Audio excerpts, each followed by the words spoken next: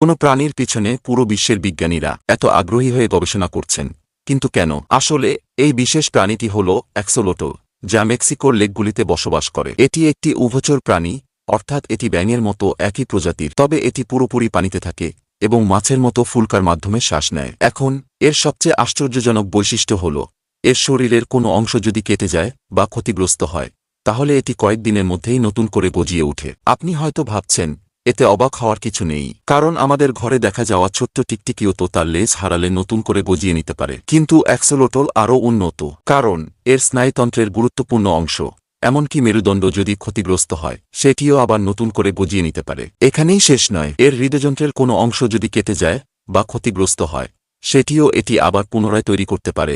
এই অসাধারণ বৈশিষ্ট্যের কারণেই বিজ্ঞানীরা অ্যাক্সোলোটল নিয়ে গভীর গবেষণা করছেন, যাতে ভবিষ্যতে এমন একটি ওষুধ তৈরি করা সম্ভব হয় যা মানুষের শরীরের কাটা অংশকেও নতুন করে গজাতে সাহায্য করবে।